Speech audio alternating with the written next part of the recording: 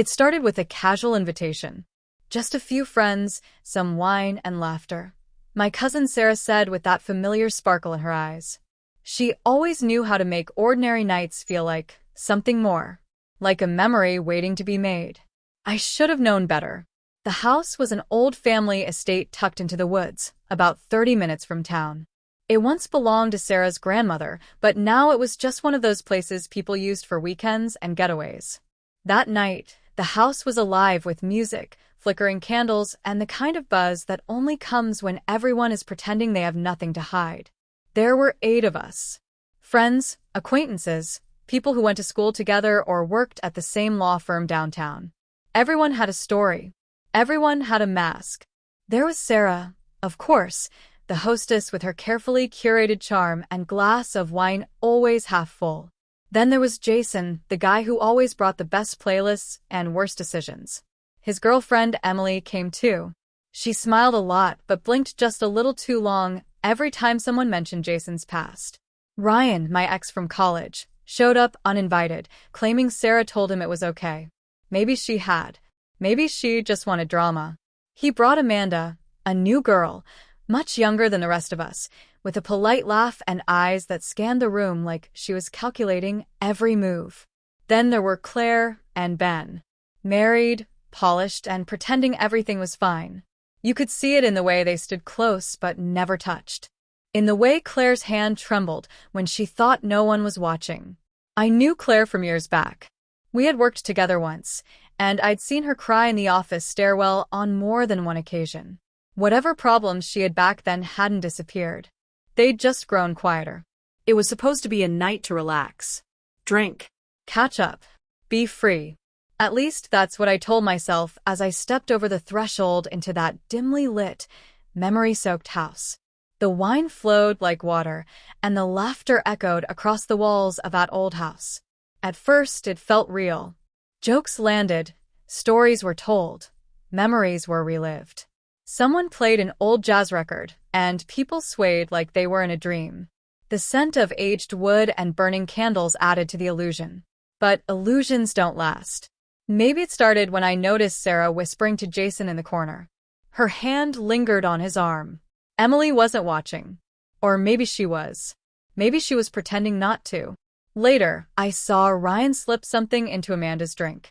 It could have been a vitamin, an innocent pill, or something worse. When I tried to say something, he gave me that look, the one he used to give when I dared question him in college.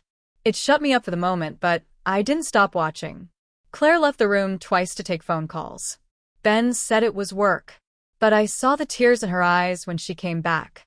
At one point, Sarah asked if we wanted to play a game. Something light, something fun. It was called Truth or Dare, Shadows Edition. Basically a more grown-up version of the old classic, but the truths were darker, and the dares? Well, they weren't entirely harmless. Ben dared Jason to tell the truth about his first affair. Jason laughed, said something vague about college, and drank instead of answering. Everyone laughed, too, but it didn't reach their eyes. Emily's hand tightened around her wine glass. Then Amanda was dared to kiss someone who wasn't her date. Ryan laughed and egged her on. She looked confused, slightly dazed. When she hesitated, Ryan said, "Come on, babe, it's just a game." She leaned over and kissed Ben. Claire turned away. The laughter started to sound forced. The wine a little too heavy. The air thick. It was all wine and laughter until someone screamed. It came from a hallway. A sharp, short sound that cut through the music and shattered the mood. Everyone froze. For a moment, the house held its breath. Sarah stood up quickly. "I'm sure it's nothing," she said, her voice too cheerful. Maybe someone dropped a glass. But no one moved. I walked toward the hallway, my steps slow and deliberate. The lights were dimmer there, the shadows thicker. A door was slightly open. I pushed it with my fingertips, and there she was, Amanda, on the floor. Her drink spilled beside her, a sharp-looking wine glass shattered into glittering shards. Her hand was stretched out, like she'd been reaching for something. Her breathing was shallow, but she was alive. I turned to call for help, but the others were just standing there, watching me, silent. And I knew, somehow, that they had seen this before. Maybe not exactly this, but something like it. The paramedics came within 10 minutes. Amanda was conscious by then, confused but stable. They said she might have mixed her medication with wine. Ryan denied everything. Claire claimed she saw Amanda take something earlier alone. No one pressed further. We said our goodbyes like it was just another awkward party. But I couldn't shake the feeling that something deeper was buried in that house. Weeks passed. Then months. Amanda moved away. Jason and Emily broke up. Ryan stopped showing up to events. Claire and Ben quietly filed for divorce. And Sarah? Sarah hosted another party a few months later. I didn't go, because they all said it was just wine and laughter. But I saw too much, and I'll never unsee it. I began having dreams about that night. I would wake up in a cold sweat, my mind replaying Amanda's pale face, the broken glass, the collective silence that followed. I tried journaling, talking to a therapist. It helped, but only a little. One day, I received a message from Amanda. She wanted to meet. Said she remembered more than she'd admitted that night. We met in a quiet cafe, far from town. She looked different, stronger but guarded. She told me she had blacked out that night, but before everything went dark, she remembered hearing someone call her name, softly, like a whisper. She remembered seeing a hand reach for hers, but then nothing.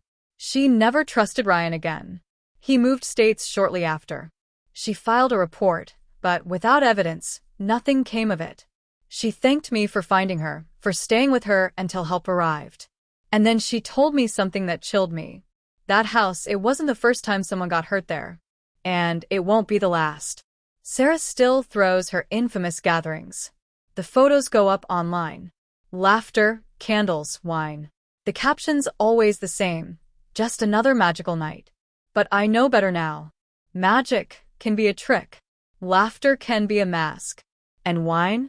Wine can hide more than bitterness. It can swallow whole truths and wash down secrets no one dares speak. They said it was just wine and laughter. But I saw too much. And I'll never unsee it.